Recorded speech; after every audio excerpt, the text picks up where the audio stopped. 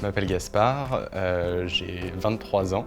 Je suis épileptique depuis mes 14 ans.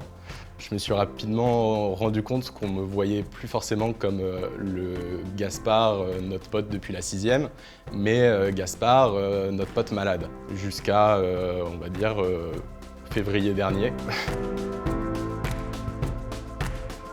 C'est ma mère qui m'a d'abord parlé de handi chien.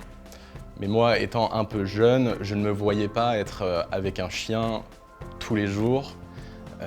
Quand on a une maladie qui est invisible, on n'a pas forcément envie de la rendre visible aux yeux de tous.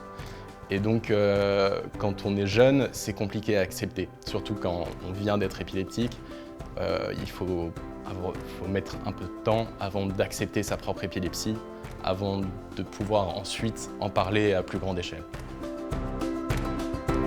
Si on voit quelqu'un faire une crise d'épilepsie, le plus important, c'est vraiment d'éloigner tout ce qu'il y a autour, de potentiellement mettre quelque chose sous la tête de la personne qui fait une crise, parce que lors de la convulsion, forcément, la tête va taper plusieurs fois contre le sol et ça peut parfois créer des traumas ou des blessures.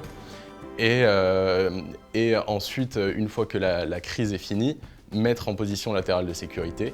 Mais par exemple, typiquement, essayer de retenir la langue, ça c'est un mythe, il ne faut absolument pas le faire. C'est plus risqué pour la personne qui va essayer de mettre son doigt dans la bouche de la personne qui fait sa crise, parce que l'épileptique va tellement serrer fort sa mâchoire qu'on peut parfois même couper un doigt. Non, c'est très très risqué.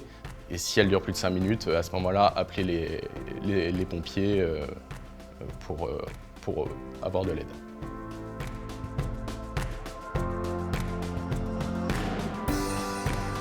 Ce qui m'a convaincu, un jour, je comptais aller en soirée. J'ai choisi de prendre un Uber et au milieu du trajet, je fais une crise dans le Uber. Le Uber choisit de me lâcher dans un hôpital, au milieu de nulle part. Et même dans l'hôpital, personne n'était venu me voir. Et c'est là où je me suis dit, finalement, si j'avais eu un chien d'assistance, à la fois potentiellement, on serait plus facilement venu me voir, et également, je ne me serais pas senti seul. Je le vois depuis que je suis avec Uffie. Il y a une protection, peut-être une protection un peu naïve, mais je le vois vraiment comme une vraie protection. Et voilà, c'est ce moment-là où je me suis dit, ok, c'est peut-être le moment d'avoir un chien d'assistance qui me permettra de ne plus jamais être seul.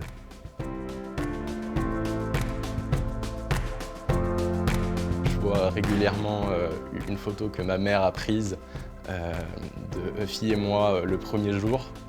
Et c'est vrai que y avait un regard entre nous deux où en fait la connexion, j'avais l'impression en tout cas que la connexion était déjà faite presque le premier jour.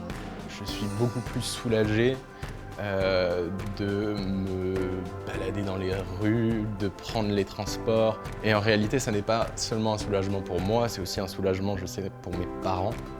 Et de savoir que c'est un soulagement pour mes parents, ça me soulage aussi.